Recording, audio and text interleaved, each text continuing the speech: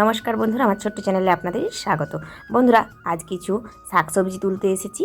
যদিও এই গরমে তেমন কিছুই লাগাইনি, তবুও অল্প যা কিছু রয়েছে সেগুলোই তুলে নেব।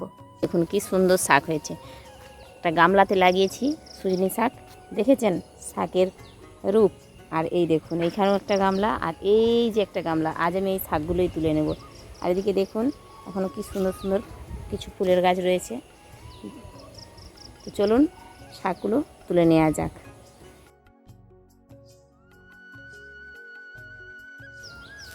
বন্ধুরা দেখুন কি সুন্দর সুন্দর শাক, এত সুন্দর টাটকা শাক আপনি আপনার নিজের বাগানে এরকম একটা ছোটো গামলাতেই চাষ করে খেতে পারবেন। আমি তো লাগিয়েছি এরকম একটা ছোটো গামলাতেই, এবং তার থেকেই দেখুন আমি একটা গামলা থেকেই কত শাক হারভেস্ট করি।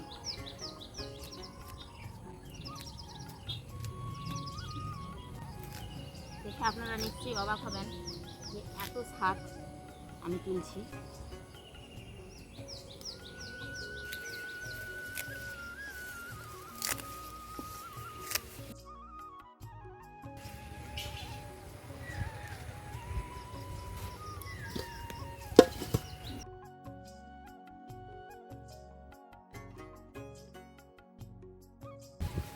দেখুন কত শাক এখনও আছে, চলুন তুলে নিই।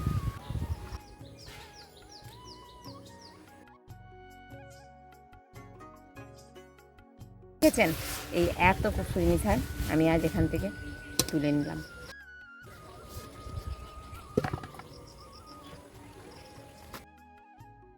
দেখুন অনেকদিন ধরেই দেখেছি এখানে একটা কুমড়ো হয়েছে। এই দেখুন পাক রং এসে গেছে, তাই এবার এটাকে আমি তুলে নেব। দেখেছেন কি সুন্দর কুমড়োটা, আর ওই যে তুলে নিয়েছি এতগুলো শাক, আর এই যে কুমড়ো তুলে দেখুন আগের বছরের পুঁই শাক, সেই গাছটাই দেখুন এখনও একটু একটু কিন্তু হচ্ছে। ওই যে ওইদিকে অল্প পরিমাণে কিছু লাউ শাক রয়েছে, আর এই যে এইদিকে দেখুন কি সুন্দর লাউ শাক হচ্ছে। লাউ শাকের ডগাগুলো দেখেছেন? এই লাউ শাকের ডগাগুলো দেখলে না মানে ইচ্ছে হবে খেতে। দেখুন এত মোটা মোটা ডগা, কি বলবো, দেখেছেন একটা একটা লাউ শাকের ডগা দেখুন। এখানটা হচ্ছে লাউ শাক। এই এত সুন্দর সুন্দর লাউ শাক যদি নিজের বাগানে থেকে থাকে তাহলে আর তো কথাই নেই। এইরকম এত সুন্দর লাউ শাক দেখুন, আর কি সুন্দর একটা লাউ ধরেছে।